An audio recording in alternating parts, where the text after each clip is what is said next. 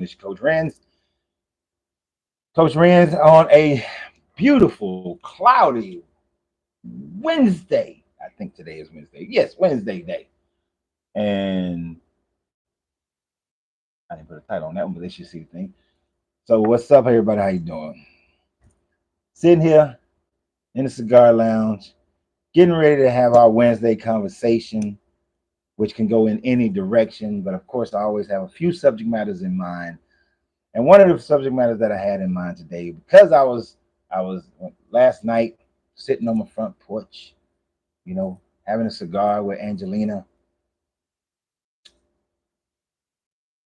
She was on the phone with her brother, and I was scrolling through the TikToks, and next thing I see is a trailer for this new movie that's coming out called The Gospel of Clarence.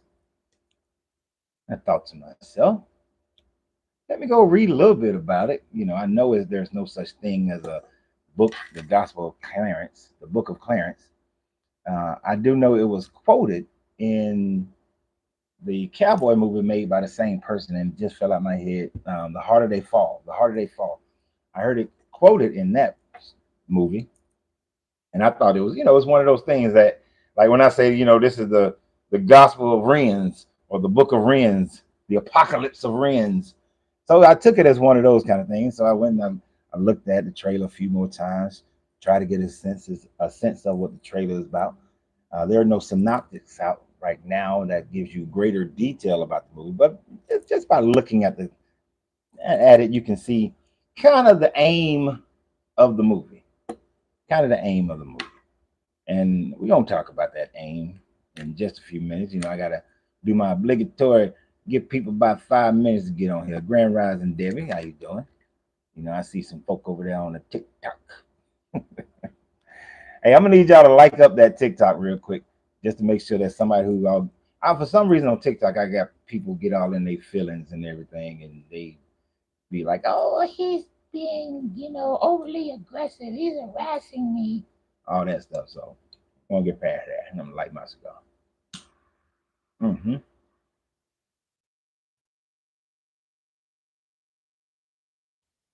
Now, if you're ever in Atlanta, let me know. You ever in Atlanta, let me know.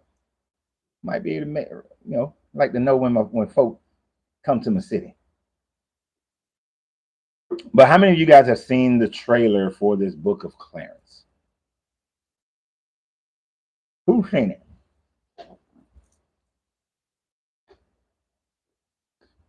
Now, the title for this is Book of Clarence.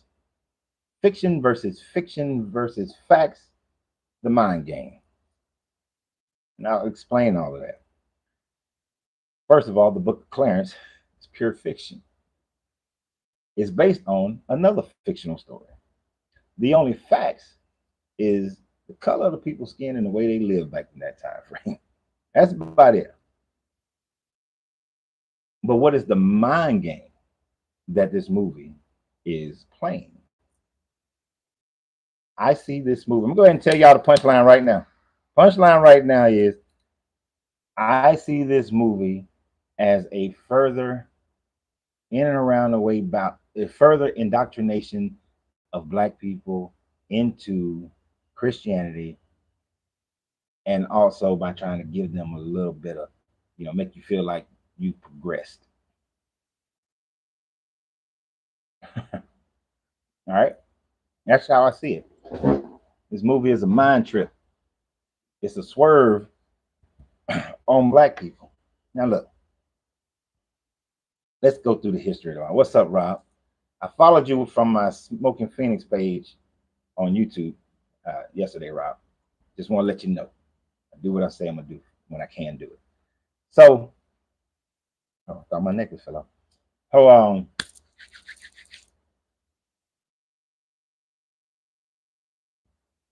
Back in the day when they first started making their little Christian movie, Moses white, Jesus white, or Caucasian,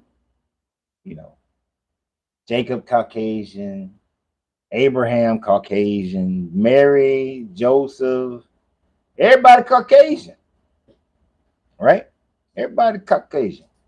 So And America was fine with that. The Western world was fine with that. The whole world, in all honesty, was fine with that because folks of color didn't have a voice, especially here in America. You didn't have a voice in the 1940s and 50s.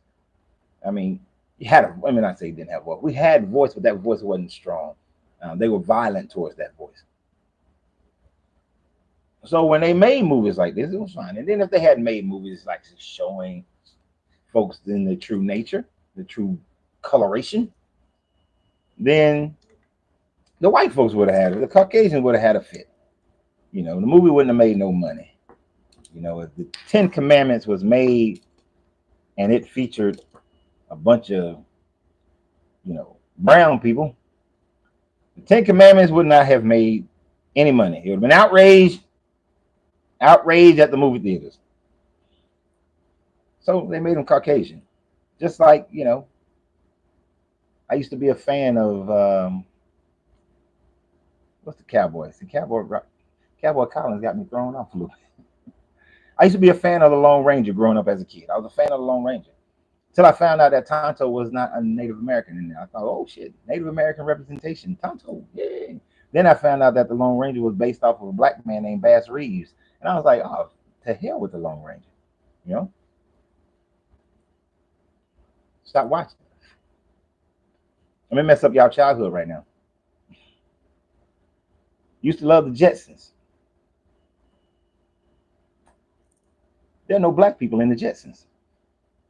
No black people. How many of y'all knew that there were no black people on the Jetsons? I ain't realized that till I saw this dude make a video called "The Beneath the Clouds." They're trying to say they left all the black people beneath the clouds. But through the 80s, the 70s, the 40s, 50s, 60s,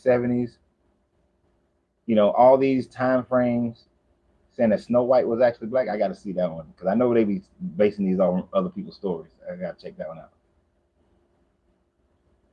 I call them Caucasian because I refuse to call them white, Paul. All right? Because white is purity and all that stuff. So that's why they're Caucasian, as far as I'm concerned. All right? You can call them whatever you want to call them. Anyway, throughout all this time frame, them Caucasians doing movies and whatnot, making it all about them, changing, whitewashing. That Gods of Egypt movie was horrible. I would refuse to even watch that. I've never even seen it, but you couldn't pay me to watch that movie.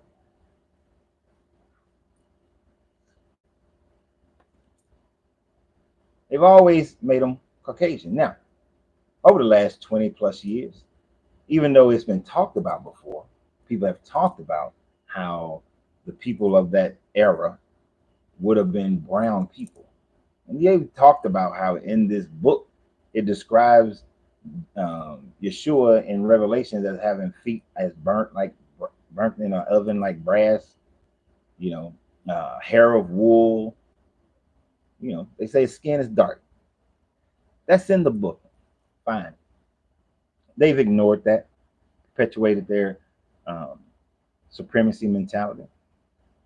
But over the last 20, 30 years, it became more and more mainstream. More and more people are saying, more and more people of color, black people in these churches, especially in America, started having a problem. You go to your church and you see, Caucasian Jesus up there. You got your little fan in church. It's Caucasian Jesus. You go home, your grandmama got Caucasian Jesus, Martin Luther King, and JFK.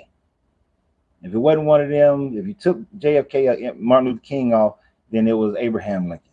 Your grandmama had one of that little picture thing up there on the wall, right next to the big ass wooden spoon and fork. You really got to be a child of the 70s and 80s to know that one. But that's what you saw. That's what you grew up with. But black folks getting tired of that. We want to see something different. We're reading this book, now understanding the history and understanding the culture of that day. We know that them were brown people. Had to be brown people. There's absolutely no way. There's absolutely no way let me not say that. Let me not say that. I used to say there's no way that a light-skinned Caucasian Jesus could have went into Egypt and hid. But that's actually not true. That part is actually not true. Because if you understand what had occurred in Egypt over the last few hundred years in that area, they had been conquered by the Greeks. So you had the Greeks, Caucasian Greeks, not as lily as the Brits, but lighter skin definitely. You had the Greeks in there. Cleopatra was half Greek, half Kemetic, so she would have been like a light skinned sister. So you could have been a light skinned Jesus, or even possibly a almost white looking Jesus, Caucasian looking Jesus in Egypt. So he could have hidden. Would have been the easiest place to hide? No. But let's just be real about it. During that time frame, the Nazarenes were mostly of brown skinned people. They had some mixtures of some people from the East, Asian people, because they found that during that era there were some Buddhist temples and things of that nature. And they're not big, like the small little Buddhist temples, like ones you might see when you drive down the street, not them big, nice ones. Um, but you had people of different mixtures all throughout that area because it's a huge trade area. It's a huge trade area. But if he was a true Nazarene, he'd have been brown. Still would have been brown. Or one of them light skinned brothers. Unlikely that he would have been Caucasian. So as these new generations that start coming up, these ones who are now in their 30s and in 20s and 30s and some of the early 40s, for them, they didn't grow up with the hardcore indoctrination of non-internet lifestyle. Like for all of us growing up, and if you're 50, you remember when there was no internet, right? You remember when there was no internet. Yeah, I said Nazarene because I'm talking about Nazareth, Jesus of Nazareth, Nazarene. He's a Nazarene, so he's a Nazarene, like a tangerine. But these kids have my daughter, 27 years old. I mess with her sometimes because I tell her, there was a time like when I was growing up, there was no internet, and she doesn't have, for her it's like that doesn't compute. So being able to see people from all over the world and not have this imagery that they personified is easy for her. It's easy for all three of my children. They grew up with the internet. So along comes, I forgot who produced this movie. They come on, they say, you know what, we're gonna make, my man had Passion of the Christ. He was kind of a little bit of pigmentation, Italian looking white guy that they put up there, the Caucasian dude, they put him up there. Made their Passion of the Christ. Other people have made movies and TV shows, and they still have their Caesar Borgia version of Jesus. And they throw him in those scenes, whether it's a commercial, whether it's a movie, or anything of that nature. Well, finally, some black people got their hands on it. Black people decided going to write their own story. Now, did they go as far and just write the story of Jesus as if I was them, I would have? No, they want to write an offshoot story. They want to write an aftermath story. They really are writing a kind of a Boys in the Hood version of a movie occurring during that time frame. Now, there's some other themes that may come out of this movie. I haven't seen it, so I can't tell you everything about it. So what I'm saying right now may not age as well in every aspect. Because as the movie come out, then you'll be able to know more the storyline. But here's the basic storyline that you can gain from seeing the trailer, and if you go and research a little bit about the movie. So here you got Jesus coming into Jerusalem. It's during the time frame. It's time for that crucifixion, right? You got the very black Judeans, and you got the Well, actually, yeah, because Rome called the entire area Judea. So you got the very black Judeans, and you got the very Caucasian Romans. Even though Caucasians were not that lily white, I mean, Romans were not that lily white either. But you got them on there, and Jesus is going. Yeshua goes through his deal. They do it like, he comes. He will do the Mount Calvary. He dies. He's Messiah. All this kind of stuff. But he do some sermons and all this. And Clarence sees this. Clarence is a down on his luck. Things haven't been working out for me in my life. I'm struggling to pay my debts, and I got a wife and family. So, and I'm struggling. I'm in struggle world. So after seeing Jesus, move the crowd and the money that's collected, like so many stories of people becoming pastors, he says he's going to start preaching. He starts teaching. He starts claiming Jesus dies on the cross. He claims that he is now the new Messiah. And he tries to get a following. But he struggles. Nobody wants to follow him. Grand Rising, Donald. Nobody wants to follow Clarence. And then Clarence gets with his boy, and they decide to pull a hustle.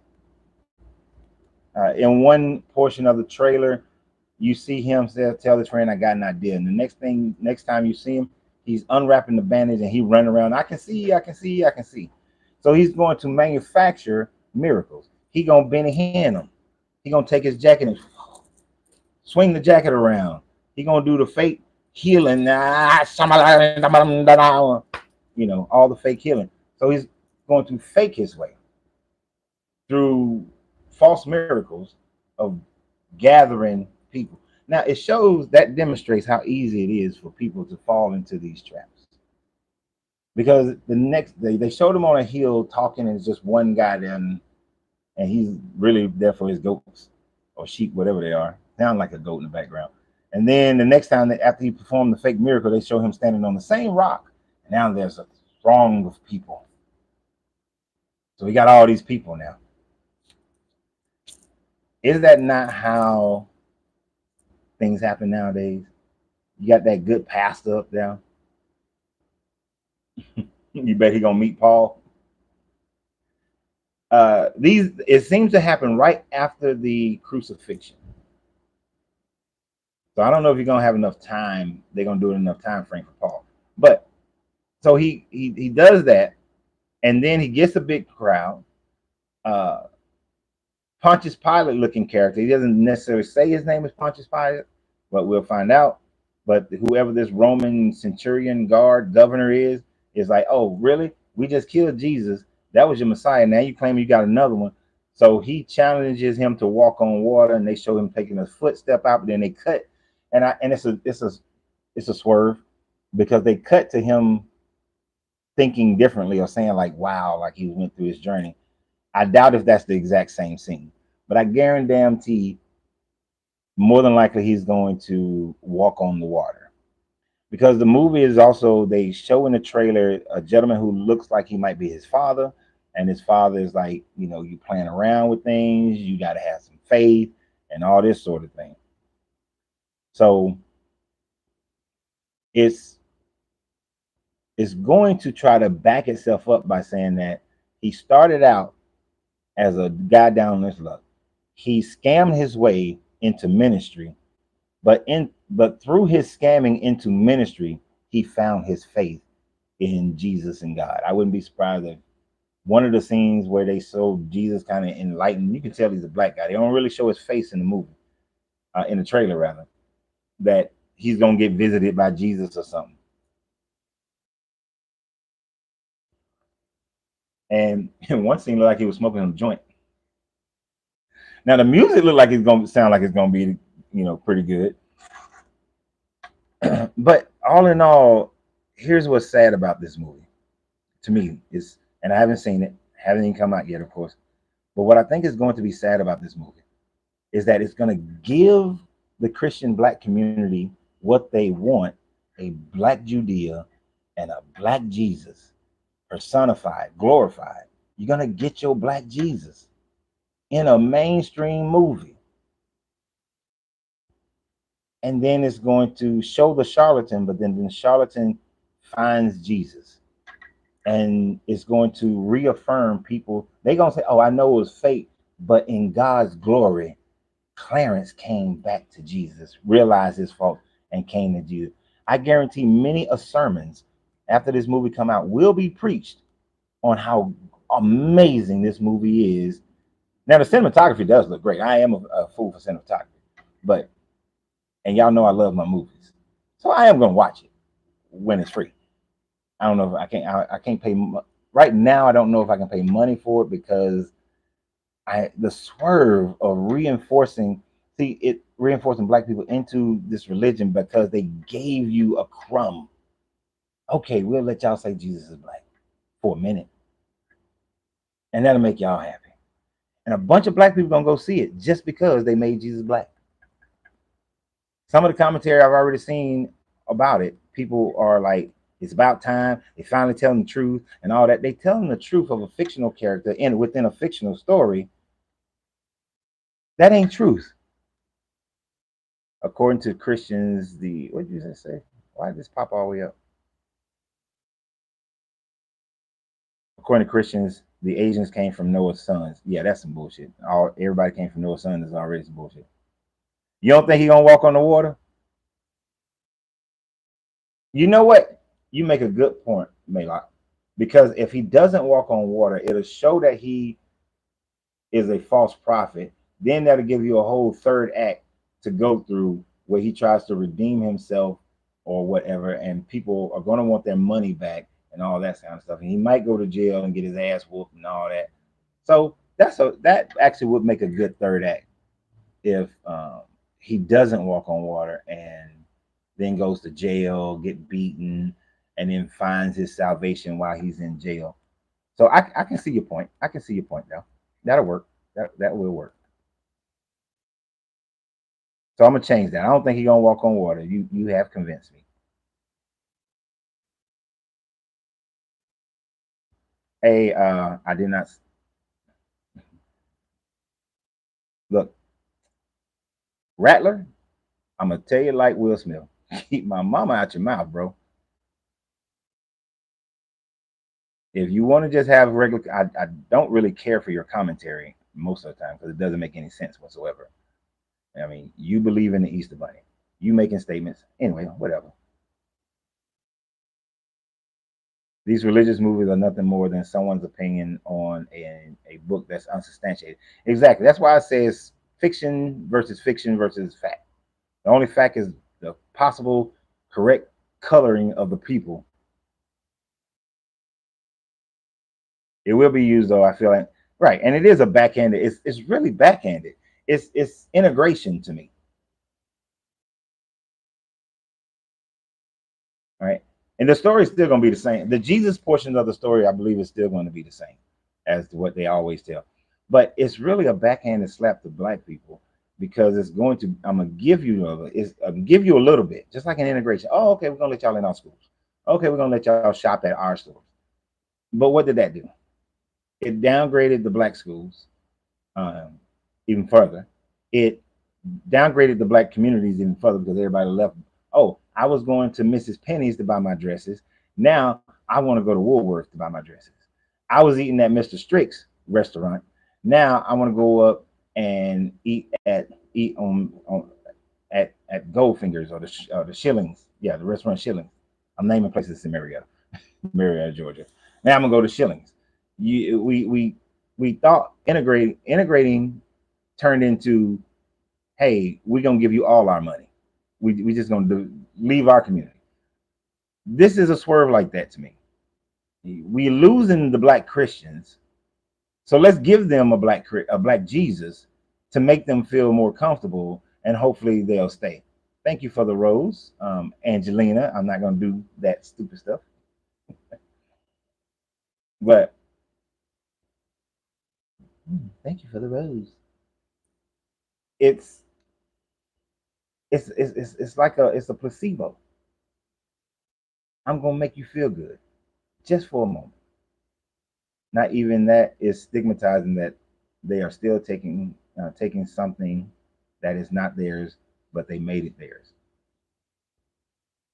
It it is not a Europeans, true, but it's a story for the people of the Levant. It's their propaganda, and they pinched their stories from the Nubio-Kemetic. They pinched it from the Sumerians and the Babylonians. They have taken this story from other people. It don't belong to them either. But if you take a whole bunch of pieces of something and you put it together and make it into something, that part does belong to you. There was a magician in the New Testament who was amazed by the followers of Christ and joined them, but it backfired for him, probably in the book of Acts. I know that in the secret writings of Peter, you have that, where Peter does a whole magic battle with this other magician, and to the point where the magician flies up in the sky and Peter makes him fall and break his neck. I don't know of any other parts. I don't know any parts of Acts where there's a magic competition.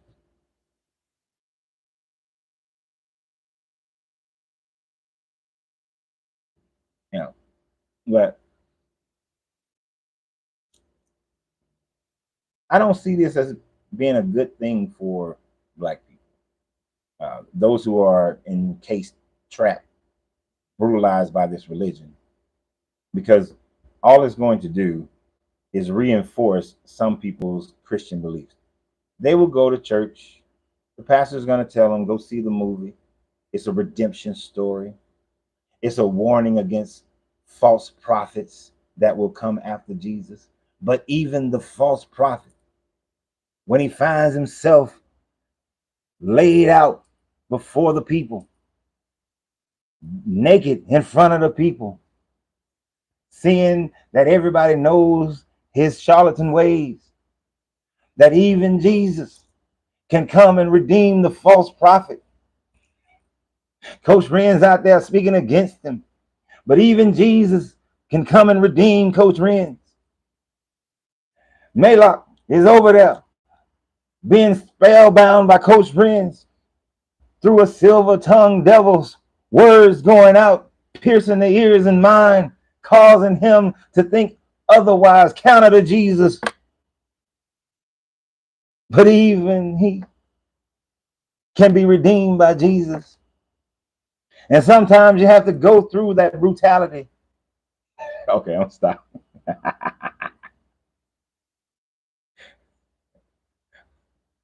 Let me stop.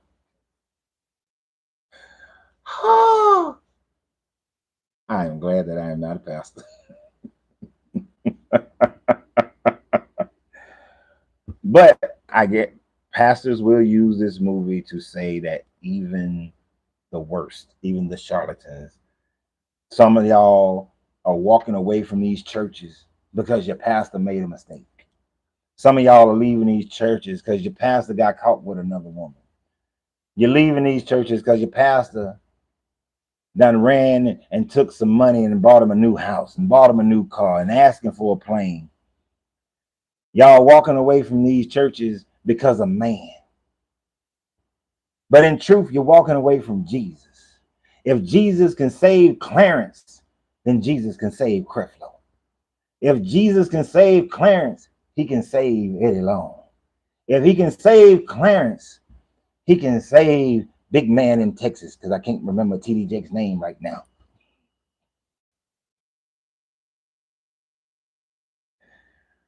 So don't walk away from the church. Don't walk away from the pastor because you're really walking away from Jesus. Because he's just the man. There was only one perfect man. That's the swerve. I remind you of your cousin Pimp Daddy. ah, pastor is just a man. No, you're right. And the pastor is just a man. I have never understood the exaltation of a pastor. Like, that dude is just as human as I am. So his ass can be wrong. That's why a pastor couldn't tell me, well, this is what it means. I'm like, nah, you're wrong. I love it because I saw the whole system. It's a whole system of deceit. Mm-hmm. And I agree, Michael. The church is you. You are the temple, which is why I don't need a Jesus. I don't need a pastor. I don't need deacons and mothers and all these other parts of this system that keeps people mentally, oh, can't use that word, uh, mentally deprived from utilizing their brain, from critically thinking. And people are not going to critically think this movie through. People are going to walk out this movie. Look, if you stood outside the door when this movie ends, you'll be able to tell the super devout Christians and not. The super devout Christians are going to walk out this movie. They're going to be all smiling or crying in joy and like, oh, it's such a beautiful. I know Jesus is alive. And it will reaffirm their belief. And especially, I'm talking about black people. They're going to be walking on about time Jesus black. By the time they realize it, they ain't realize it. They always realize it. They've always known it. They just giving you a crumb. You're getting a crumb. It's a trick. That's all I'm saying. It's a trick. Uh, the cinematography though does look good. Like I said earlier, I do. The cinematography looks good. I am the kind of person where I would watch a movie like that simply for the cinematography because it does look good. So, do y'all question? Do y'all think that this movie will affect the black church positively or negatively? I'm curious. You think it affect the black church positively or negatively? See if I missed any comments while I was preaching.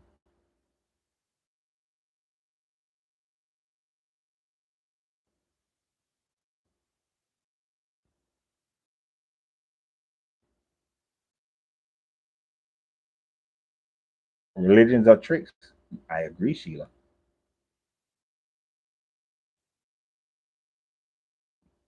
It is a trick.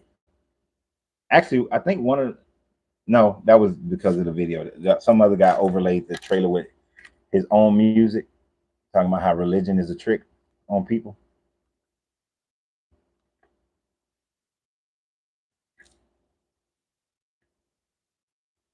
Let me see something.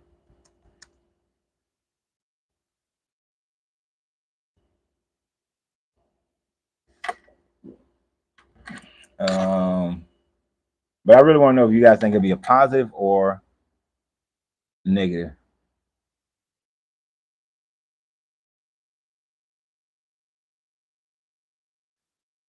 No, it looks like you were right. I don't know who said it.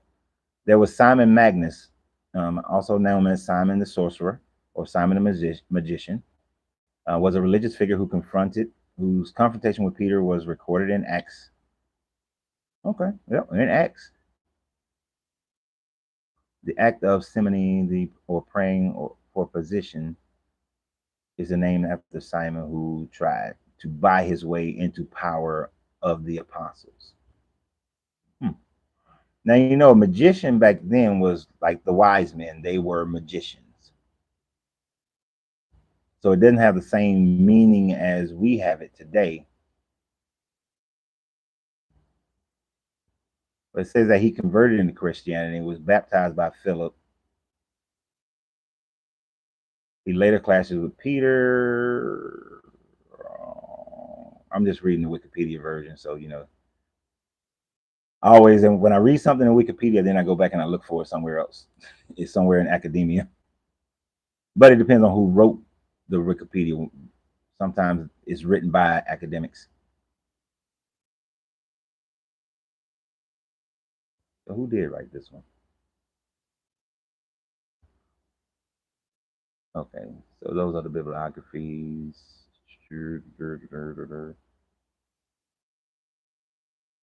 Hmm. All right, so you were right, young lady. I think it was a young lady who told me that, who said that.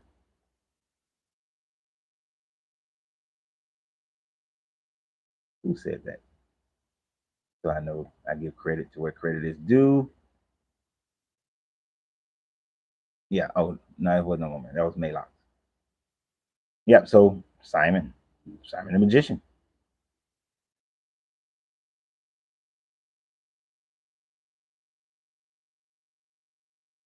Let's see, religion trick. It will end up to it. It will be up to the pastors. Yeah, the pastors will decide if the movie is good for their flock or not. Certain people are going to see it because of that. Certain won't. It will be interesting to find out what pastors are thinking about the trailer right now.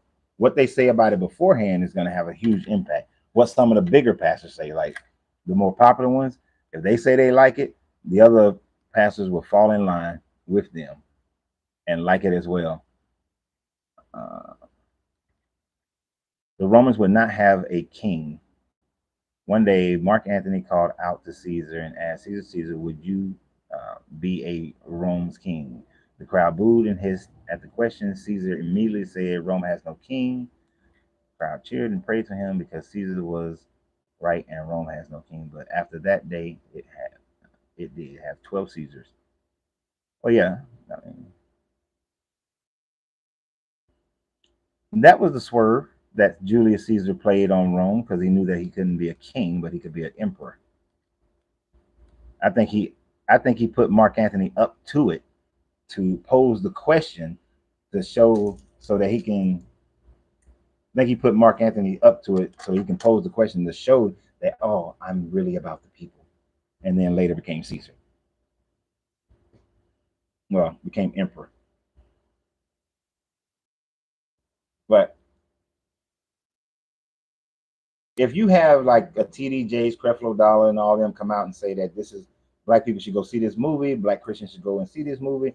It's a great redemption story. I mean, if I was on the marketing team for this movie, I would have a private viewing of this movie right now, and I would try to get as many prominent black pastors in there to try to get their approval of the movie so that they'll go out, and I'll go ahead and preset them. I give them the synopsis beforehand that this is a redemption story of a man who was down on his luck, try to fake his way into it. I will use the Simon the sorcerer, just like Simon the sorcerer did, and then had to go through hell, and then was redeemed by Jesus, and then let them see the movie. That's already in their mind. That's what they're going to be looking for, and then hopefully they go out and they tell their congregations, they put it on social media that this is a great movie for them to see, and then all these other black pastors, most of them are going to follow that motif. Jennings, I probably wouldn't invite Pastor Jennings. He a wild card. And then I let them go see it.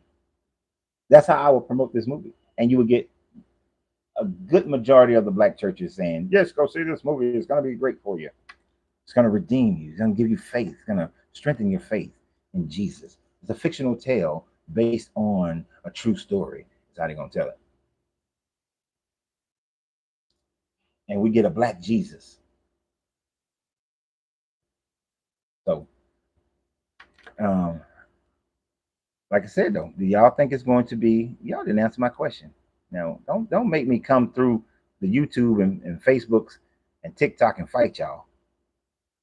Do you think it's going to hurt or help the black Christian? Do you think people will see? You know what? I know that I'm going to see this movie when it first comes out because then I'm gonna come out back on here and break that damn movie down. So I know I'm gonna see it. Uh, Somebody thinks that I can't watch a movie without breaking it down because they're waiting on me to break down the Goofy movie. Somebody made me watch the Goofy movie the other day, but I'm gonna come back and break this movie down once it comes out because we need to things like this need to be broken down because most people will watch this movie and not even consider. They'll be so enamored by a black Jesus, they're not even gonna see the swerve. And I guarantee there will be multiple swerves in this movie, multiple swerves. Do y'all think? What do y'all think? I know, and my people, y'all are my people. I know how y'all are. Y'all will not be phased by this at all. It won't phase you. It won't make you say, well, they're giving us a black Jesus, so maybe that Christianity ain't too bad. And I guarantee there's going to be some group of people who's gonna say, "Oh, see what they really doing is that they showing you that see the banned books of the Bible, those books really do exist. There probably is a Book of Clarence out there, right? And they trying to hide it, but they trying to give you a little bit of it through the movie, right? But they showing that any one of us can be a Messiah, that Jesus is in us, and we got to look inside ourselves. This is what the Gnostics gonna say: that Jesus is inside ourselves, and that these other banned from the Bible because that's our story. They gonna, I'm telling you, you go see some of that. You go see some of that. Oh, it hasn't come out yet, Debbie. It hasn't come out yet. The trailer came out, as far as I know, yesterday, and I happened to see it last night. So I don't know. Let me see. I could just ask the question, but okay, all right.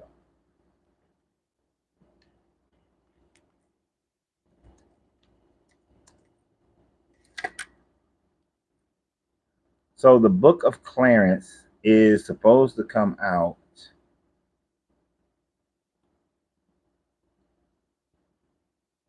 Oh, yeah, January. Oh shit, it don't come out to January 2024. That's the release date. Wow, they are super early.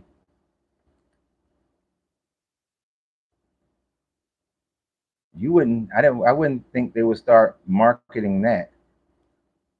All right, appreciate it, John. Thanks for, hey, I appreciate the time you gave. He said it will be bad. Yeah, I'd agree.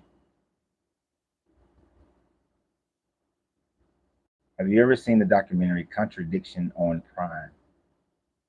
No, I haven't seen that. Contradiction. But I got time today. What is it about?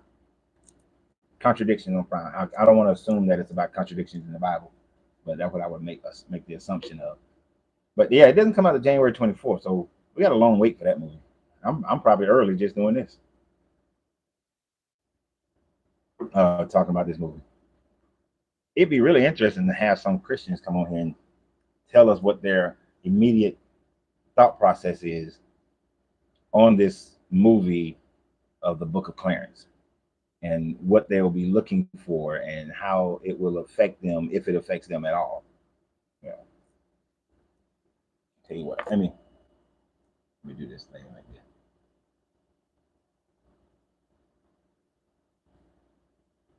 Oh, but yeah, I want to see. All right, early. And that's pretty much the majority of what I wanted to say about this movie. Um, I had some other thoughts today about what subject matters because all these stories, you know, when you look at some of these stories, they are horrible stories that they're telling, even in the New Testament. People, we even though we're reading the Old Testament on Tuesdays, these stories can be so goddamn bad. Even in the New Testament, some of these stories are jacked up. You think it brainwashed black people? Yeah, I think this movie is gonna hurt black people, and that's gonna continuously brainwash them even more. I think that all the non-white Caucasians will be wondering why people whose ancestors are from sub-Saharan Africa are always trying to revise history.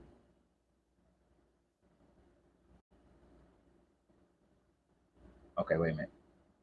You think that all the non-white Caucasians, who are the non-white Caucasians, will be wondering why these people whose ancestors are from sub-Sahara. So you're saying that the people of the Levant and Northern Africa are Caucasians? They're just melanated Caucasians? I'm not sure if that's what you're trying to say, Paul. Because normally the idea of Caucasian are people from the Caucasus Mountain and on into Europe.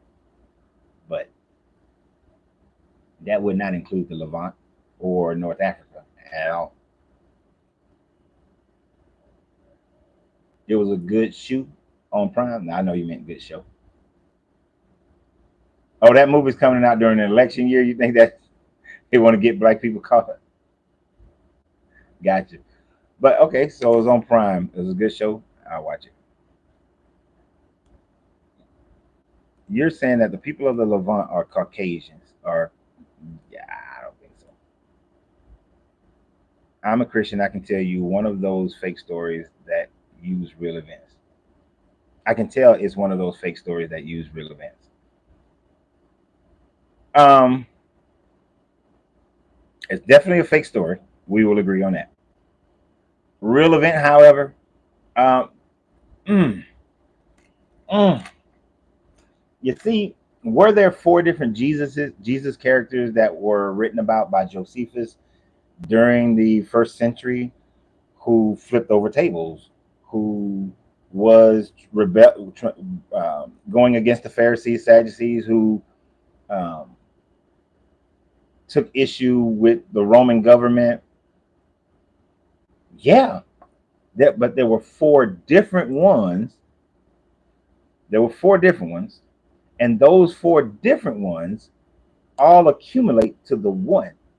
And so I will give you that.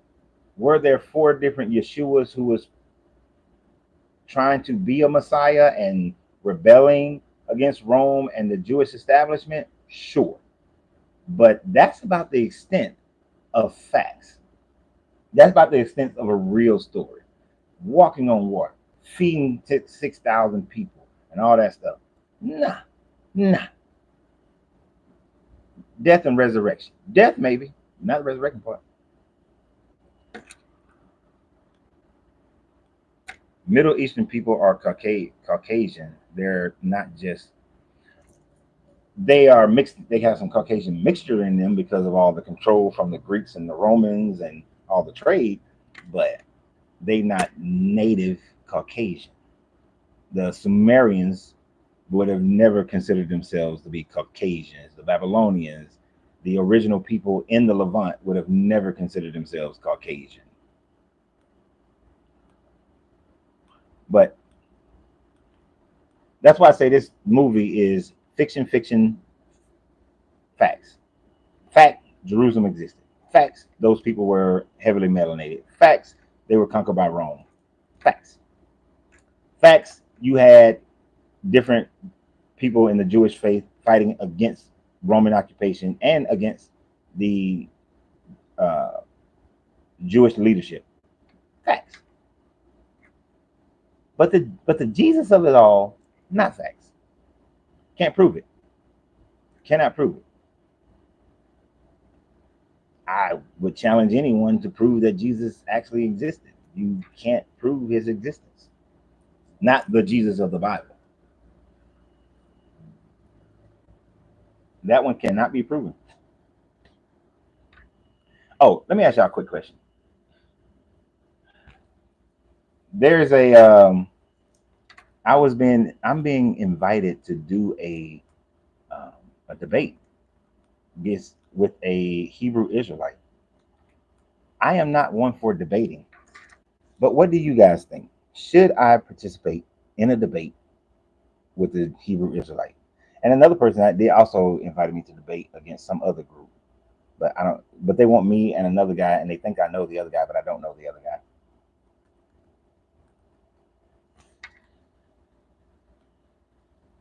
So curious, what do you guys think? Should I take on a debate?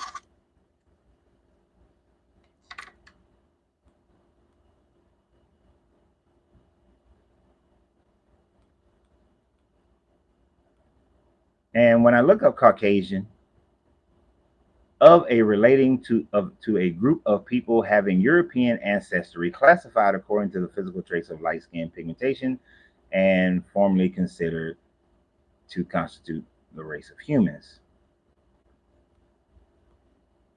Caucasians are not Middle Easterns, as we would call them today.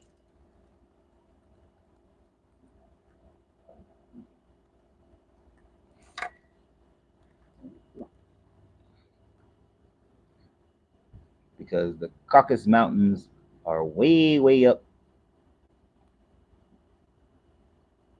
in that Turkey, Georgia area. and it's people from north of there and beyond. And no scam calls. We don't do. Let's see. Sorry I came late, but what's the name of the movie? Oh, the Book of Clarence. It would be interesting. Debate a Christian, not a crazy Hebrew. Well, Christians can be crazy too. Amir says, yes. I told the dude, let me know what the subject matters are. I don't particularly care what the subject matters are because I don't care. Just as long as I have a little bit of notice to prepare myself mentally and energetically to talk to a Hebrew Israelite.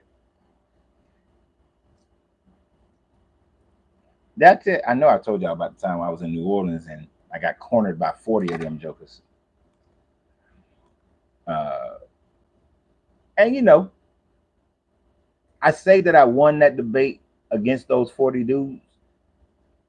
And the reason, well, it was 40 at first, then the ones from cross street came across street, and there was about 80 of them jokers. And I think I say that I won because they got so angry that they started threatening me violently. So Kimball is saying no. All right, I need some more no's. We need some more no's. See, because I know me, I would only be doing it because it would be entertaining to y'all.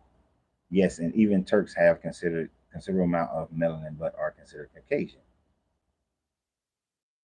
Dude, I have been to Turkey plenty of times, and I asked that question to people of all ranks in Turkey. Do y'all consider yourself to be Caucasian? And they was like, hell no. They will say that they are Turkish. They will say that they are Arab, but they do not claim to be Caucasians. The only ones I've seen that would probably do that are the lighter skinned ones who are trying to assimilate into the caucasity of it all. But Turkish people, no, not the one. And I'm talking about even when I was out in the countryside with the broke asses, they were not claiming to be Caucasian. Then Russian Georgia, well, it ain't Russian Georgia no more, but you know, I just saying Russian Georgia, so you know I'm not talking about America Georgia. Those people consider themselves to be Caucasian as hell. And what was that other area up there? Um, but even when I was near Azerbaijan, those people weren't considering themselves. You had a mixture of those people. Some, yeah, most, no. If they would attach them, they are proud to be Arab and Turkish.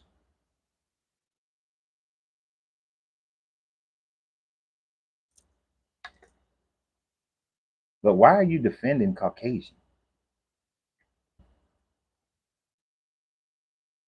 I would love to see and hear it. I think parameters need to be set before doing it.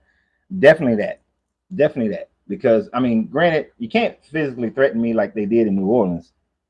And then, you know, of course I threaten them back and let them know that, oh yeah, y'all are winning right now. But I will make sure that me and my former military compatriots find each and every last one of y'all and your family and your dog and your cat and everything and the rats, because I know they all got rats. You can't trust Josephus. He was noting for embellishment, lying in stories. I don't fully trust Josephus because Josephus was writing for the Flavians. So there is a Hellenistic Jewish slant to everything that he was writing so that it could be Romanized. So, but Josephus is the only historian. Well, he's let me not say he's the earliest historian who wrote about a Yeshua, but he wrote about four different ones. Some of the things that he wrote about, you can find archaeological evidence of. When he talked about who was governor over here, who was governor over there, different uprisings, those things were factual. But the fact is, he wrote about four different Jesus, and the what is it called, the Flavian Testimonium, that has been shown to be a forgery. That was not, he didn't write that. That was added in later by the church. But for the other 125 other historians who were alive in the first century, none of and who were like grown ass men during the first century when Jesus was supposedly walking around, not one of them wrote about a Yeshua who was performing miracles and all that stuff.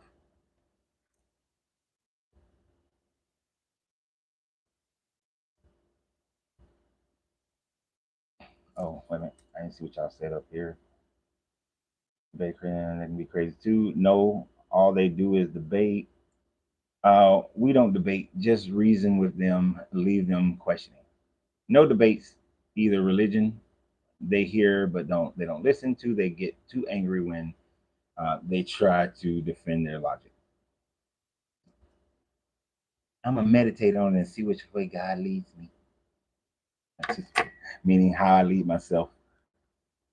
I'm just curious if you guys would be interested in seeing something like that. But yeah, Josephus, I trust him as far as you know. Some of most, I'm gonna say most of his information, the War of the Jews, the Annals of Titus, are pretty valid. Of course, Annals of Titus has a pro-Roman slant to it. He writes in such a way. See, Romans were interesting. You can't write a Roman story that's like totally glorifying Romans. They didn't like those kind of stories. Those stories didn't go over well. They like the stories where there's some intrigue to who's going to be the villain at the end. So you can make the Romans look a little bit bad, but then somebody else has to be worse at the end, And Romans they like for them to look like they went and whooped somebody's ass and did some destructive stuff, but it wasn't. You can't go too far. So there's a certain. So I looked at when I read a historian, I also go into what was the popular style of writing during that time frame, and what was the political environment that they were writing in. So, like when you look at uh, Tacitus and Pliny were writing during a time frame where Vespasian, now emperor, uh, and has started. So the Julio Claudians that are now kicked out. Just like when we get a new president, they throw shade at the previous president. So Vespasian was throwing shade at Nero and rewriting history and rewriting how things happen and what things happen. So Tacitus, Pliny, they're now governors under Vespasian. So in their writings, politically, they got to throw shade at Nero, right? So they write things and say that well, Nero was lighting Christians on fire to provide light. But at the same time, they write that Serapis told two people to go to Vespasian while he was in Kemet, and he's going to spit on some dirt, put it in your eyes, and then you're going to be able to see. He's going to press his heel on your hand, and then your ailing hand will now be healed. And so they wrote these stories as if they happened. I don't think Vespasian healed nobody, but they wrote the story as such, right? You learning a lot tonight. Shit, where you at? As the beautiful song say, it's morning. Where are you, Malok? But so when you read a historian of any era, you gotta what did KRS once say? You gotta know the history of the author in order to know what you're reading. So you you do more than just read their stuff. What are their personal politics? What were the politics surrounding them? Because you're talking about a time frame where if Tacitus would have dogged out Vespasian, oh, Vespasian would have disposed of Tacitus and killed his ass. Pliny as well, or if Titus was the emperor by then, I think Titus might have become the emperor by the time some of those things were written by Tacitus. He would have killed that fool. The island above Australia. Oh, that is so messed up. Because I don't live on an island right now. That's why I'm saying that's messed up. What island above Australia?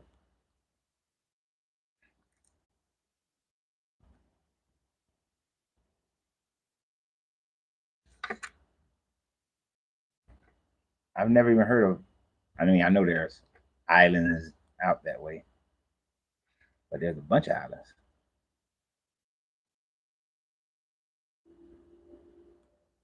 See, this is oh man, I just saw a thing on Papua New Guinea where this heavyset guy went there, or was it the father and son went to Papua New Guinea? I can't remember if it was the heavyset black guy that went there, or it was the his father and son, two Caucasian dudes who went there. But watching that show made me want to go to Papua New Guinea because it looked good and relaxed and beautiful. The water was beautiful. Yep. So you got some. This is one thing I love about the internet. You know, in order for me to communicate, I couldn't communicate. I could not have communicate with.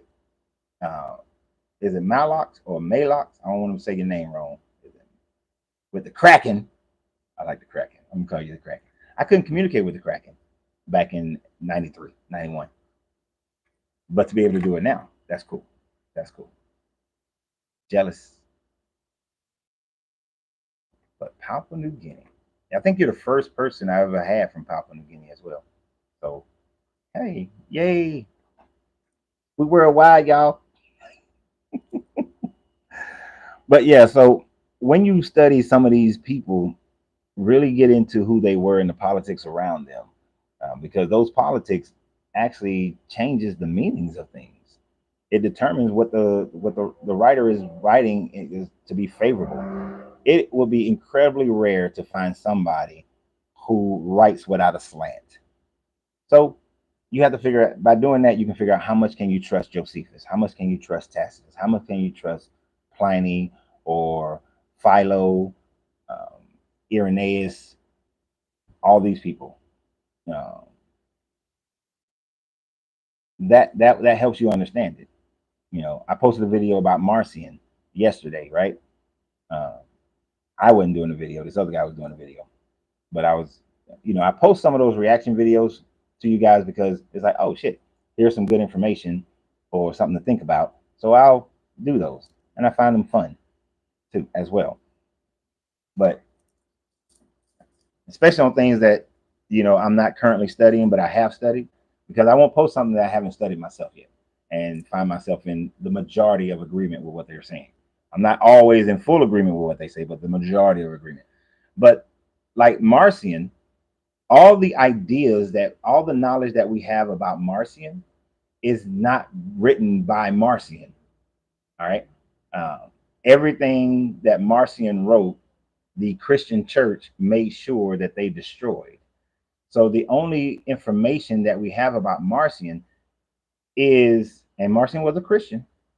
The only information we have are the ones who claim that he was heretical. So you got what Irenaeus said about him, what Justin Martyr may have said about him, what these church fathers that the church later agrees with. Once the Orthodox took over and the Orthodox agrees with this church father, these early church fathers, the negative things that they only said negative things about Marcion. So that's how we get the information about Marcion. They are telling us what they believe Marcion believed and what he was teaching and how it was heresy. So when somebody said, well, the Marcions believed in this, it is only because those against them said that this is what they believed. So we don't have a true account of what they were believing and how they believed it, because we don't have any of their documentation. So you have to take some of what they are saying and saying it's possible that that's what they were doing. It's possible they weren't. Give you a perfect example that most people kind of know about. There are a lot of people who run with, and we're not going to get into this big discussion about masonry. Okay, let me just go ahead and tell you we're not. But what we can get into is the fact that the Pope at the time and the King of France in 10 the 10th, well, it'd be the 11th century. The King of France was in debt to the Knights Templar, heavy debt, like most people were at that time frame, because they had became tremendous bankers over like a 400-year period. And they were friends of that Pope at first. But then the King of France was like, no, I want to get off under this debt. So the King of France concocted that the Knights Templars were worshiping the head of John the Baptist, pissing on the cross, doing all these kinds of things. They had their raid on in October, Friday the 13th in October. That's where your Friday the 13th comes from. And they massacred most of the Knights Templars. Some escaped, and others they captured. And one of the last Grand Masters, Jacques de Molay, they captured him and about 4 or 5 other dudes, tortured the shit out of them, got them to confess to those crimes through torture. And then when they decided they was going to kill him anyway, Jacques and the other guys recanted their confession. But there are people still running around today. There are people still running around today claiming that the Knights Templars were worshiping the head of John the Baptist and pissing on the cross. And they don't know any of the backstory of why those stories came out, why those people were saying what they were saying. This is why you got to read all the story. You can't just take a little bit of a story and then run with it. But people who do that are doing it because they're running with a narrative that fits them. They don't like the so-called secret societies, so anything negative about them is what they're going to believe. And they won't accept anything positive. Yeah, that is the Friday the 13th, which is funny to me. You got people participating. Basically, you're participating in Friday the 13th when you acknowledge that it's a bad luck day. If you go in most buildings, there's not a 13th floor by number in the elevator. They skip the 13th floor. You go 12, 14. Newer buildings are starting to like, we don't give a fuck about that. And they'll put a 13th floor, but most do not put 13 floors. They put a 13th floor because people back in the day wouldn't rent the space on a 13th floor, or people didn't want to work on a 13th floor. But what's crazy, this is how weird the mind works. You know that you on the 13th. If you're on floor 14, you know you on the 13th floor of that building. But because the number we tell you that is the 14th floor, all your fears of 13 goes away, even though you're working on the 13th floor. When I had one of my personal training studios was over at, I had two of them. Actually, this was at both of them. One was at 600 West Peachtree, and the other one was at the PNC building. I can't remember the address of that one. And they both had a 13th floor that they numbered as 14. And I used to mess with people on those floors. And like, you're really on the 13th floor. You're not on the 4th. You're not on the 14th floor. You're on the 13th floor. They worked for the church and became more powerful. Yeah, they worked for the church and the church actually was their friend, but then they became too powerful. And then the King of France was like, hell no. I think except the debate challenge, I'm confident you can hold your ground, but those Hebrew Israelites can be aggressive, especially when they feel overwhelmed. But since they are the initiators, I assume they are prepared to be proven wrong. So set the rules of engagement and make sure that they are respected and everywhere. Yeah, and it won't be in person to person. It'll be probably digital more than likely. Or they count the bottom floor as one instead of the ground floor. Yeah, they do something stupid.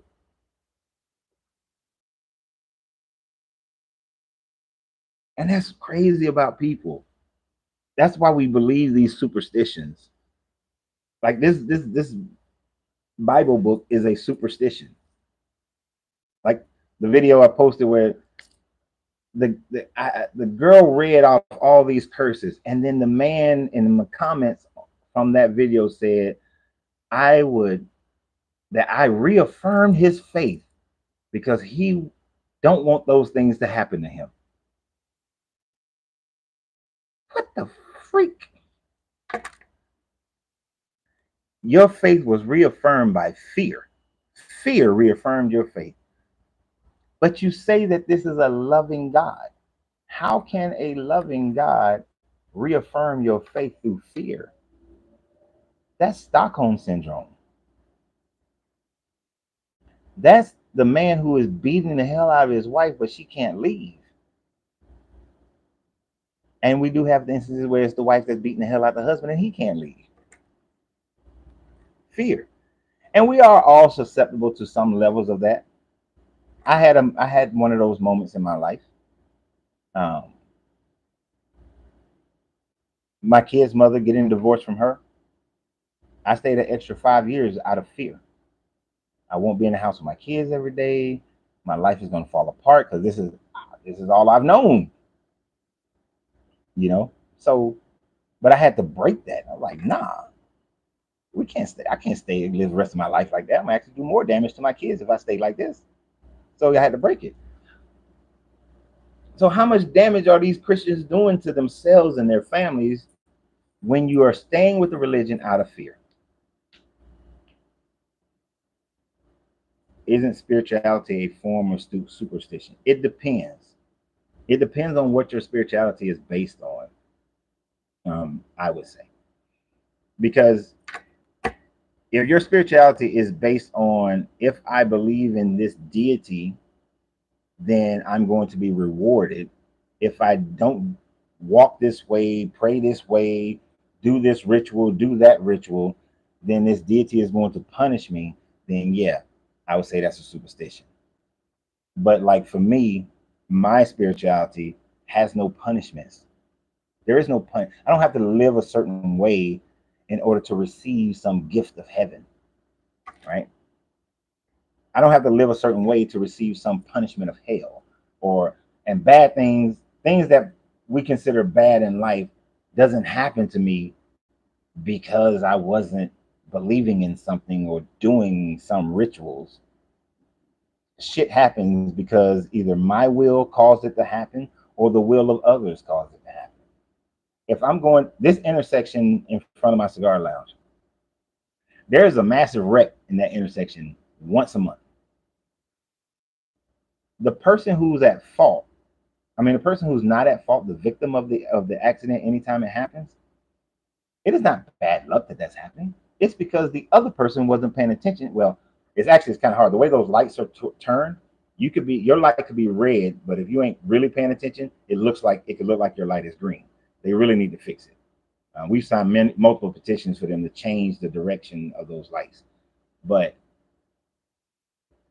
that's just another person's will. It ain't got nothing to do. There's no God that's saying I'm gonna distract Paul so that he run into these people.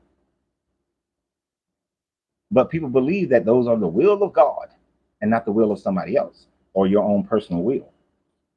So now, and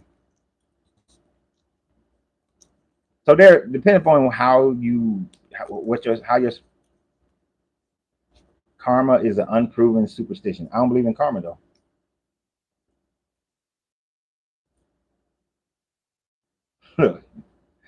if it's some people I know. And we was talking about this here in the lounge. Um, we really talk about a lot of stuff in here. This guy was saying that he believes in karma. You do things, you live your life wrong, your whole life karma gonna come get you, and the karma may not look the same way you gave it. And I was like, look, man, I know several drug dealers when I was growing up who was paying off cops, making a whole bunch of money, roll their money into legitimate businesses, laundering drug money through their businesses, live nice, had great wives, had great kids. Kids went off to go into college, and some went to the military, and they had great. Those kids had great careers, great lives. They weren't ailing from a bunch of sicknesses. They weren't going through debt problems. They were good to go. And most of them are now retired. Few of them have passed away, but they were like 80, 90 years old when they passed away. They ain't getting no damn karma. They controlled their lives. They made good decisions. As far as, I mean, the drug dealing part, I don't say is a good decision, but what I'm saying is, in every aspect of how they were living their lives, they made decisions that benefited them their entire life. They ain't coming back and being punished through another life, and now they're gonna be the drug addict and go through hell, or be the kid born into a drug family and getting the shit tipped out of them.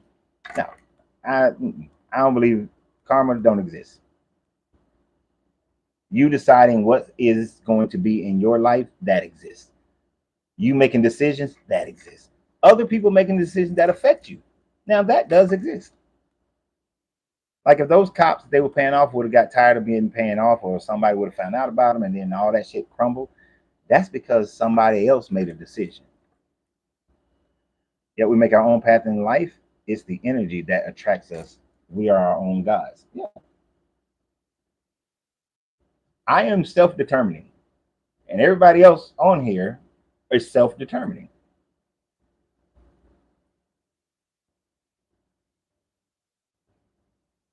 So, but there are people though, they believe in karma. That's a superstition. So I agree with you that one is they are superstitious because they think if I do something bad gonna happen to me. That's why they're in the hermetics. There's the law of neutralization, and that's what those drug dealers that I knew of back in the day, they understood at some level the law of neutralization. They vibrated their lives over here to the right, and they minimized their swings and kept them here and stayed right there. Now I know other ones. Oh, they swung to the right, but they didn't know how to maintain their vibration. They doing too much, and I don't want to pay the police off no more. I'm tired of paying you off, taking too much of my money. And they raided his shop, raided his store, and that joker is still in prison. He could have followed the same path as them other guys, especially since them other guys were some of those guys were his family members and was trying to tell him how to do this thing. Actually set him up to do it. And I know his stuff very well. I know these guys very well because they were like Marietta back then was comprised of like 7 or 8 major families, and everybody, there were other families, of course, but there were 7 or 8 major families, and a lot of these families knew each other. So this particular family, I'm not going to say the family name, was very close to my family. So I know all the bullshit and all the things that was going on because I'm a kid, and they just talk freely in front of me if I'm over one of their houses or they're over like my grandmother's house or something like that. They talk freely. You know, hell, my grandfather, I watched him, and I say it now because he passed away, and ain't got to worry about his 6'4", 230-pound picking up cows man coming in here. My grandfather was working on a road crew, but then he started bootlegging liquor. Took the money from bootlegging liquor, uh, bought him some cattle. Took the money he made from bootlegging and cattle out in Carrollton, Georgia, and started a construction company. Used his connections um, with the police and the government in Marietta, and he was a mason. Used his connections with his construction company. My grandfather couldn't read the blueprint, but he was building shit all over Marietta until the day he died. Ain't no retribution come his way. Ain't no karma. I used to see the cops that would come over to the house, and they walk out the door with some money and a couple of bottles of hooch. And I was a kid sitting there watching this happen, and I never saw any. There was no big negative drawback. None. The only negative drawback my grandfather ever had was the ones he created for himself. You know, going into the dice house, the gambling houses. I wasn't there. I just heard the stories of those things. Going into the dice house and getting into fights and stuff. Actually, that's how him and my dad became friends. And then my dad was introduced to his daughter, my mom, because my grandfather got into an argument, forgot his gun. The other guy pulled a gun, and then my dad pulled his gun to back up my grandfather, and that's how they became friends. Yep. When my dad told me that story, I was like, seriously, dude, seriously, seriously. That was your way of getting in to my mom. But yeah, I don't believe in karma. Karma's some bullshit that people use as a scapegoat in order for them to justify why some negative things happen to them and to keep them fearful to make sure that they live their life correctly. You should live your life morally because it's just the way you should be. You know, you can't be a higher conscious person and live your life immorally. And then some morals are subjective. Some are concrete, but some are very subjective. Um, so,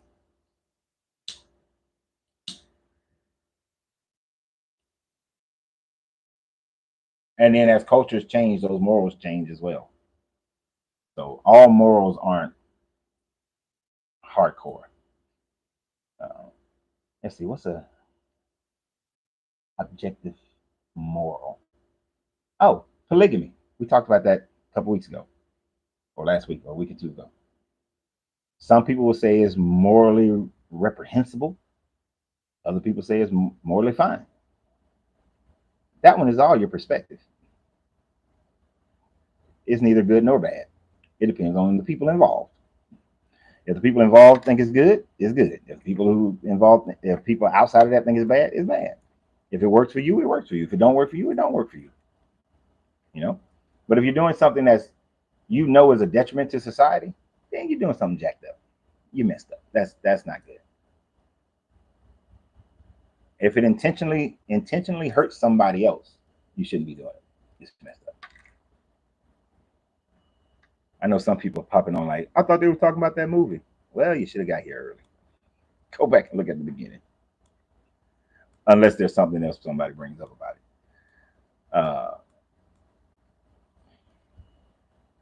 Matter of fact, let's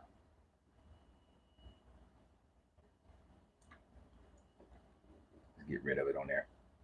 So you decide, you make your own, you like my man Jeremy says, make your own path. Nobody else can make your path for you.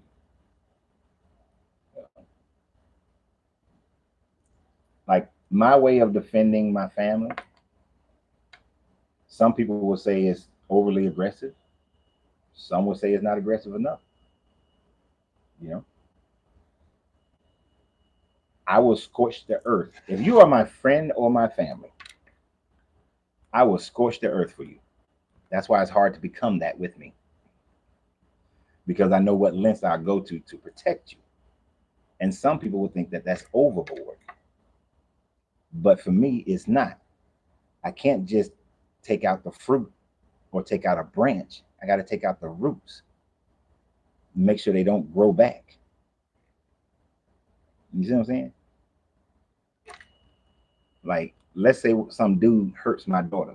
Oh, I just can't have him go to jail. No, no, no, no, no, no, no, no, no, no. He can't go to jail. No, no, no. He got to try again in another life. And some people would say that's too much. It's not too much. It's not enough, really. Should be captured, tortured for about a good year, and then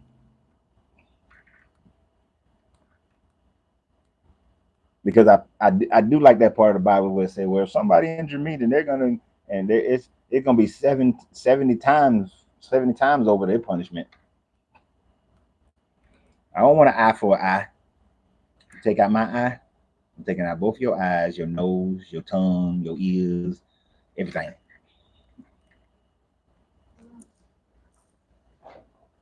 So morals are dependent upon the person. And you should live that way simply because you want to be a moral person.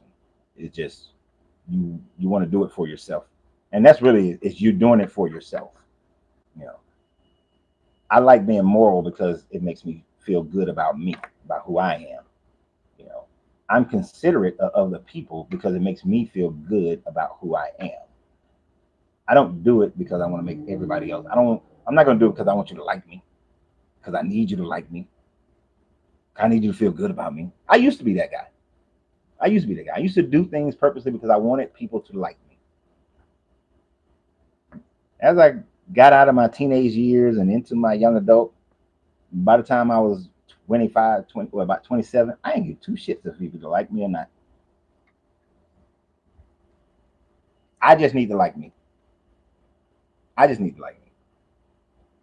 And that even goes for my kids. Me and my son got into it about a year ago or so. Because I was like, dude, I don't need you to like me. I don't need you, but you keep ignoring my phone calls. Fine then. And yes, it was over the fact that he kept ignoring my phone calls for like 2 months. And that's some bullshit. You the son, I'm the father. You don't know my goddamn calls.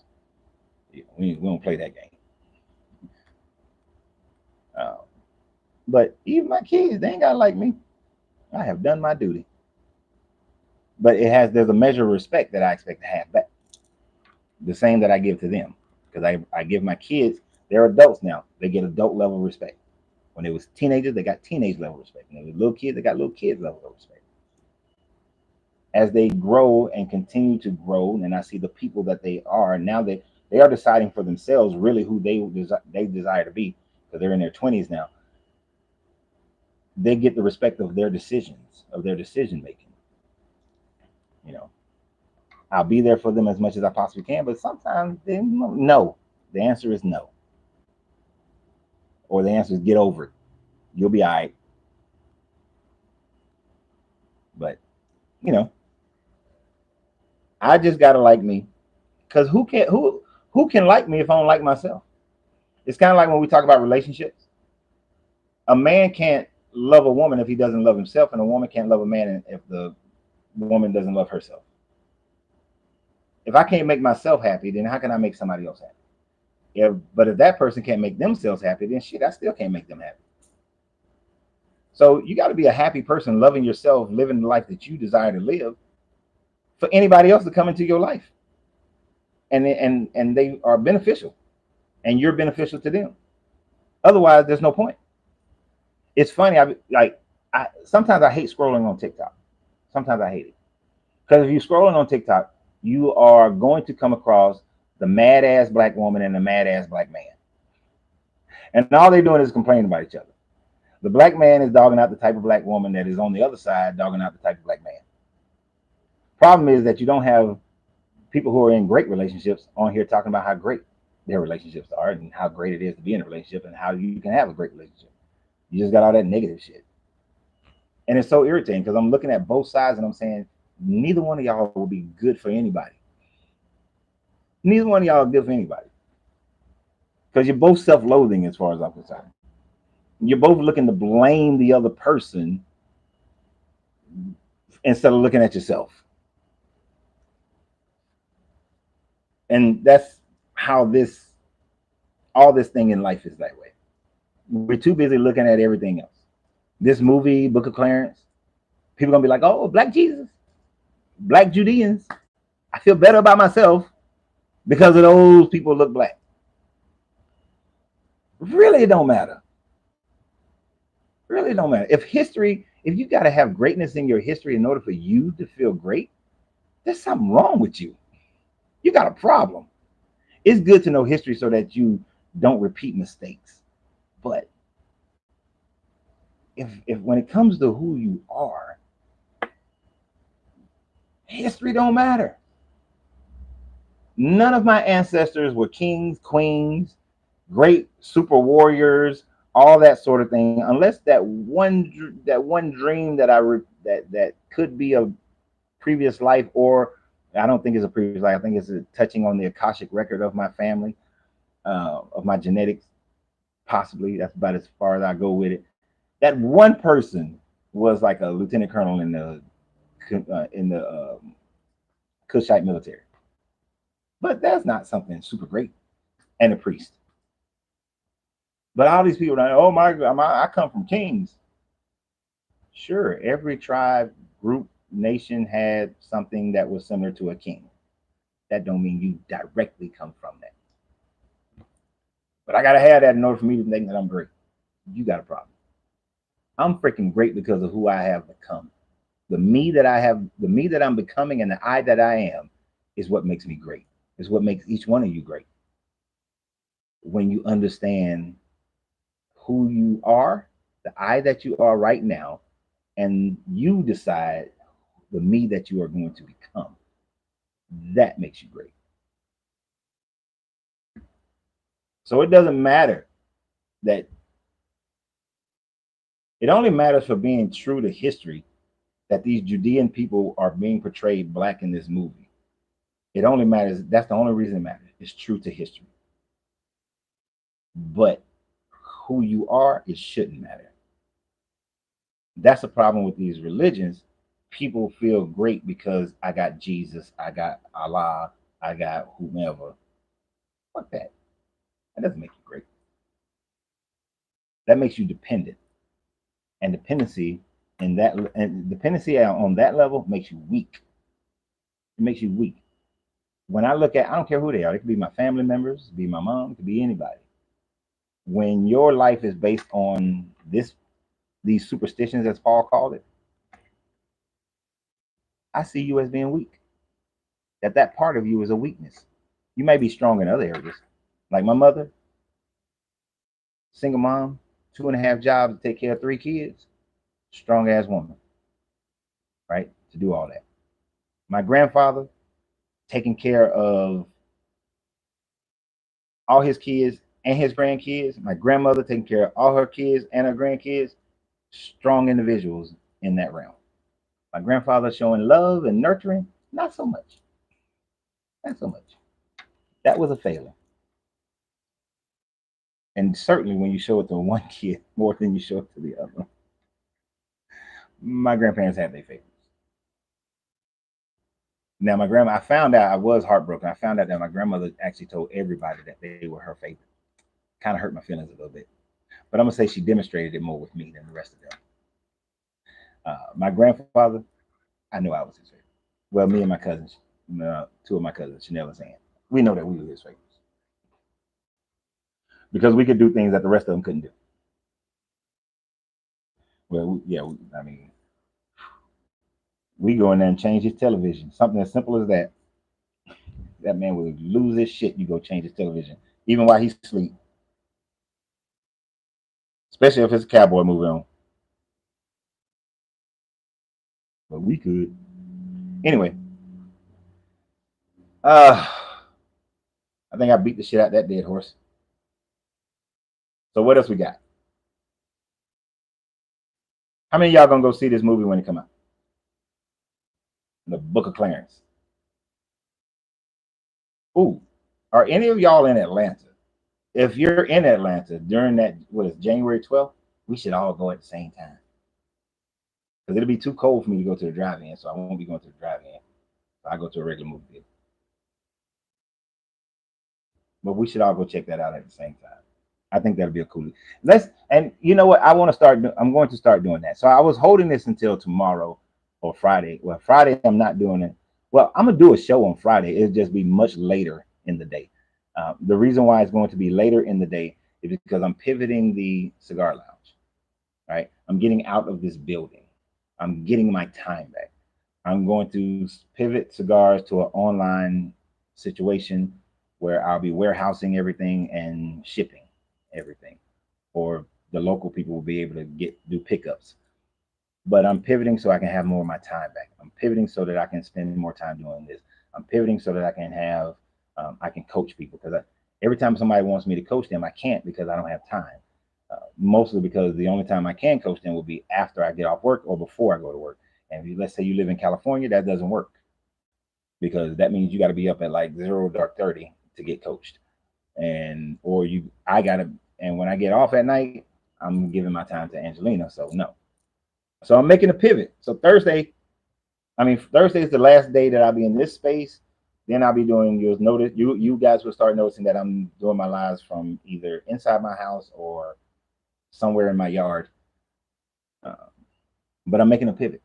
I'm making a pivot, and I'm excited about it. And I'll start doing coaching, as well as doing some other classes like opening your digital, Zoom classes on opening your chakras, um, you that practical application of the hermetics, things of that nature. So we'll start doing classes like that as well, private and group classes. And there was a reason why I was saying all that, and it just fell out my damn head. Why was I saying that?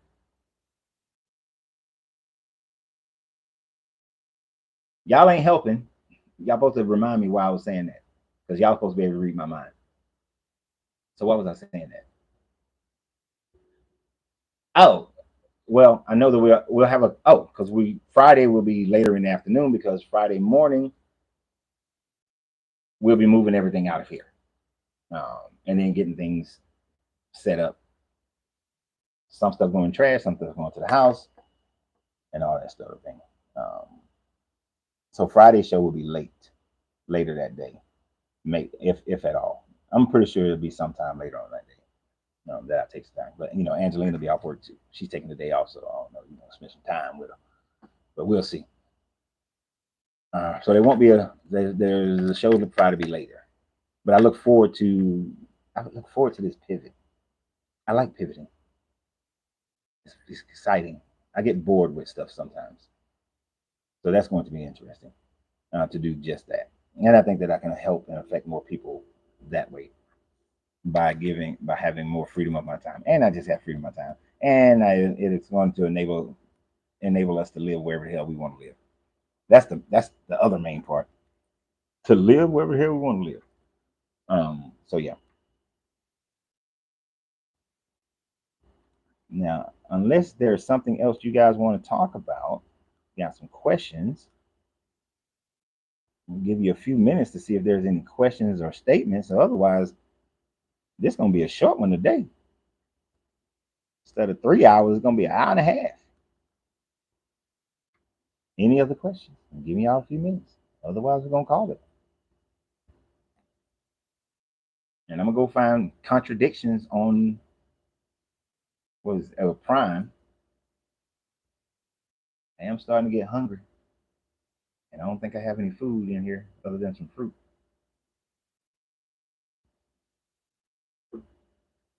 I got some rice and beans. All right. Silence is what it is. I'm giving you a minute. I don't know if YouTube is delayed like it was the other day.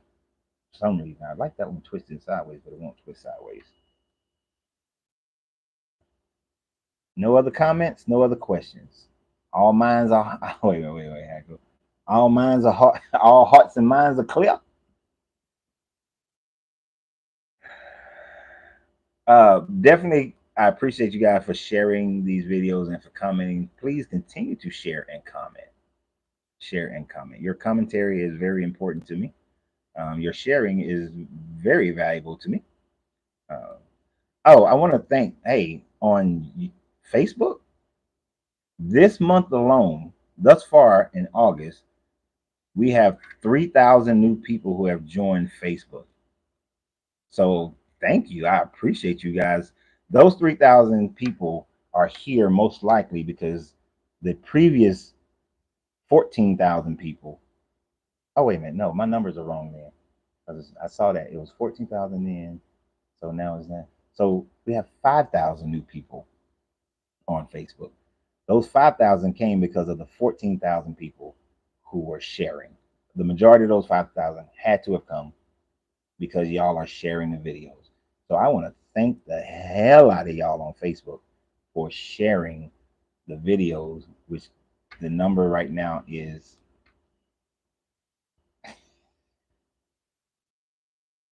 it's 19,000. So continue to share. I greatly appreciate it.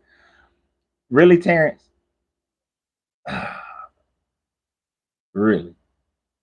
So the new trailer dropped yesterday for a movie called The Book of Clarence. The Book of Clarence is a slight retelling of the Jesus story as a background event to a guy who's down on his luck. All the characters, all the main characters, all the Judeans are black, and Jesus is black in this movie too. But it's the telling of how this guy Clarence, down on his luck, becomes a charlatan and tries to be the next Messiah after Jesus is crucified, and then he's most likely his father, somebody like his father, is trying to get him to stop doing it, stop falsifying, and that he need to believe and have faith and all this sort of thing. But he goes ahead, does this charlatan act, gets all these people to follow him, makes all this money, gets himself out of debt, most likely completely out of debt, and then the Romans test him, put him, try to arrest him, beat his ass, and hold on, y'all. How you doing? Okay, well, all right. I just wanted to check you guys out. I've been around the area for so long. Been inside this place. Oh, you've been here so long. Yeah, I've been in the area for like 10 years. Oh. I used to work in the smoke industry. I never stepped foot in this place. Such a place across the street. But we're shutting down on Thursday. Huh? But we're shutting down on Thursday. Really? Damn. Yeah. And it's your fault. How? You've been in the area for how long? 10 years? Yeah. And you're just now coming over? Yeah. It's your fault. It's people like you. I just mess with you. We're just pivoting and go and become online. I can understand that, yeah. Online, and we'll do pickup service, but I'll be able to take my cigar prices down to internet prices. Yes. And then sell it online, but also for the local community, which is Atlanta and I'll be like the cheapest place. That actually would be great, man. I know. Yeah. Yeah, so what you should do, you on social media? Yeah, I'm actually doing what you're doing now. You're streaming? Yeah, I'm streaming. I stream on Twitch. And they can hear you. And know people. So follow Smoking Fiends. Smoking Fiends? On Facebook, YouTube, Instagram, and what's the other one? TikTok. TikTok? I haven't done Twitch yet. Is it worth it? Okay, so here's the thing about Twitch. Oh, man. Because Twitch, man, because a lot of people are leaving Twitch because of so many other streaming services are being out there now. Like we have Kick, we have Rumble, and stuff like that. And big platforms are leaving Twitch to go to there. But there's some people that are staying with Twitch, so it's kind of like a divide right now. A lot of people were on Twitch, so it's a lot harder to be famous on Twitch. But now you can see so there's a lot more competition now. It's a little bit easier to get moved into Twitch. That's also the other problem too, because there's so much competition now. Now people are recognizing that they're like, okay, Twitch is not as hot anymore. I can hop on this train real quick, try to get some of that clout that people are not really on Twitch like that. There's only like 2-3 people that people really watch on Twitch. You see Kai Savant? Kai Savant? He's younger than me. And it's on Twitch. Okay. Twitch. Mm.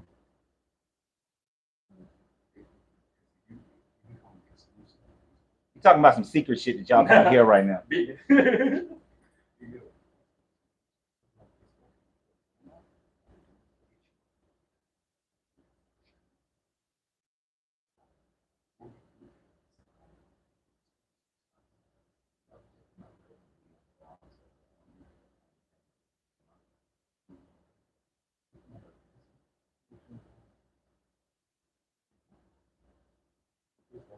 Yeah, which one's doing that? Okay. I mean, like which platform? You can talk about it. Oh shoot! Honestly, now we can talk loud. I'm telling you, these platforms right now, they're pitting people in contracts like it's the NBA draft, man. Okay. Yeah, so like I'll take them out. Yeah, I'm telling you, it depends on your popularity. If you come with some big numbers, Twitch, Rumble, Kick, Facebook Live, other things like that, they will come to you, message you, and be like, "Hey, we see you do big numbers." Another damn platform. Okay. Stream will pay you this X amount of money if you stream exclusively. It's not about the money, man. But also it's about the fan base. It's where the people are. Yeah, I would say the biggest fan base right now, the place to capture the most people to really like get your message across. I'm gonna honestly say YouTube. Okay, well I'm already. Yeah, I'll honestly say YouTube. Twitch is more for Gen Z, and even with that, a lot of us Gen Z are kind of stepping away from Twitch because how things are. So I would say honestly, the best thing is when you go ahead, bro, on YouTube, man, to get your message out. I'm already on this one. Then go ahead. There we Did you want to check out anything? Yeah, sure. We're Yeah, checking go the ahead. door, man. Yeah, because they're gonna start getting mad at me if I keep on talking. Yeah, some My name is Kobe, by the way. Kobe? Yeah. Not the real one. You know what's funny too? I'm from Philadelphia. Oh, okay. That's where he's from. Huh? Yeah, because he's from there, right? Yeah, he was. I mean, I know he was born in Italy, but he grew up in Philly, right? Technically Germany. Okay. Oh, okay. Yeah, he bounced around because his dad was Philly. But yeah, he set his roots in Philadelphia. Gotcha. North Philadelphia, close to Italy. Check it out. What'd y'all say? Yeah, Cordero, some things y'all can't hear. But so I'm sorry, Terrence. So what I was explaining, so then in the movie, it's and there's supposed to be there's probably some redemption that after the Romans figure him out that he's a fraud and the Judeans realize he's a fraud. Then he goes through probably some redemption and then he's gonna see Jesus or something like that. So that's what that movie is about. There's a trailer. It doesn't come out till January. What's up, Clarence? How you doing? We were talking about the Book of Clarence, and Clarence is on here. Jay-Z is supposed to make the soundtrack for the movie, I believe. Yes, you are absolutely correct. Correct. All right. When you're watching the trailer, the music sounds like it's going to be really good. So the music is probably going to be good on there. Wow, yeah, an excellent question. Oh my gosh. My selection is going to be a lot. By the time we get into, by the time I get to November, December, the website will probably hold about 250 out of the selection. And then I'm also going to start a Cigar of the Month Club. So it'll be like your monthly membership, depending upon which one you choose. You're going to get like 5 cigars. If you choose the rare cigar one, then you'll get 5 cigars that are hard to find. If you get the regular one, then it'll be 5 cigars of my choice. LCA, and then there'll be another membership that makes sure you can get the LCA cigars. But I got to nail out that contract with LCA first. I already got a contract with them, but I need them to promise me they can give me whatever the monthly allotment is based on my membership into that one, because if you start getting membership people mad, then the normal 40 that they send me ain't gonna work. If I got 50 people, I need 50. They got you see what I'm saying? So I got to make sure they can do that. Okay. Yeah. That was a fun one to answer your business, man. Like, thanks for letting me in, man. Yeah, I know you were streaming and all that. Actually, no, it was after 12 o'clock, and that's when we open. So okay. I normally unlock it, and I just keep going until certain people come here who want to sit down, and then I get off. I got you. Yeah. All right, it was a pleasure, man. All right. Actually, no, I know. Oh, man. And what's your name, by the way? Renz. R-E-N-Z.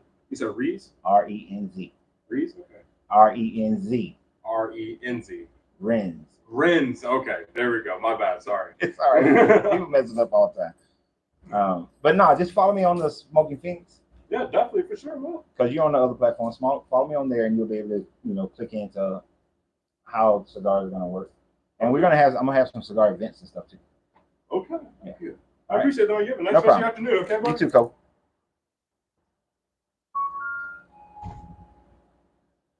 Appreciate that. Great days. Great days. I don't think I've seen you in a while, or you ain't said nothing in a while.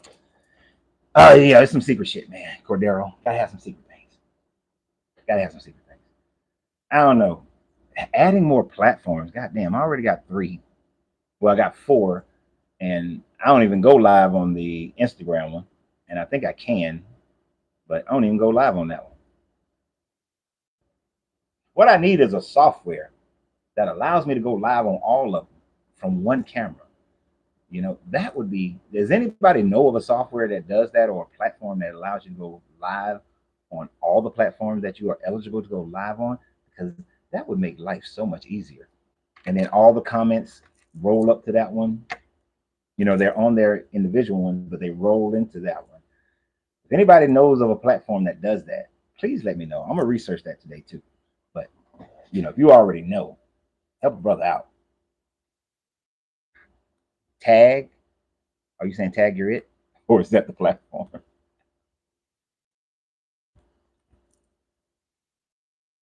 And if you're into cigars, please go to Smoking Phoenix.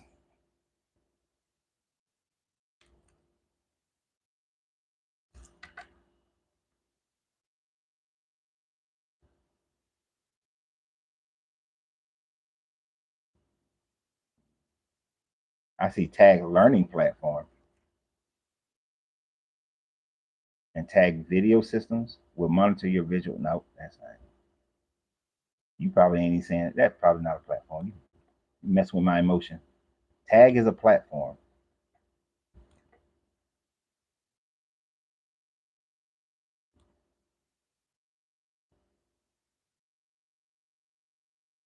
All right, I'm gonna check out Tag. See if I can figure this out. Because it would make it much, much, much easier to do it that way.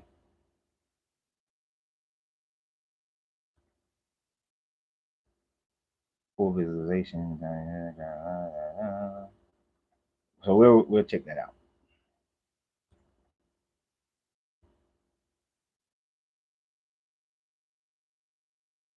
BLK. But yeah. But that's what the movie pretty much is about. And I think it's gonna be a swerve towards black people. It's gonna give you your little moment of, oh, Jesus black, yay, they finally recognized. Man, that was a short lunch. Slaughter, Terrence. But we are about to get off here anyway. Um, y'all got me for another. I was on here for an extra 30 minutes almost, and I appreciate you guys. Continue to share. Like I said, the Facebook numbers of people who are now fans on this page, 5,000 people in 1 month. That's amazing, and I know it's all because of you guys, and I greatly, greatly appreciate it. Um, the live people on TikTok people don't come on there too much. YouTube, y'all have been sharing as well. Those numbers grew this month, and I appreciate it as well. Yeah, this. I mean, I get the storyline. He's gonna be like your David Koresh or Jim Jones, take advantage of people because he want that same power of Jesus, that the power of the fame that Jesus had and the money that was coming in. He wants that, and then when the Romans call him to the carpet because like, damn, we just got rid of this Jesus dude. Now we got to try to get rid of you. They'll find him out to be a charlatan. Then he'll probably be in his jail or getting his ass whooped, and then he'll get redeemed by Jesus, and then because that's what his father keep on trying to tell him throughout the whole trailer, and then he'll be all right. So we'll all watch it when it comes out. If you're in Atlanta, we can go watch it together, right? So y'all have a great day though, and I will see you guys tomorrow. Tomorrow is Thursday, so hopefully we'll finish up the Gospel of Thomas tomorrow, and then prepare for the next book because it's book club Thursdays. So y'all have a great day. Remember, always you got to free yourself to be yourself because your greatness is non-negotiable. Good journey, good vibrations. Salute. While I click these buttons, what you smoking today, cowboy? What you smoking? And cowboy, I'm gonna start doing a lot more podcasting with my cigars. So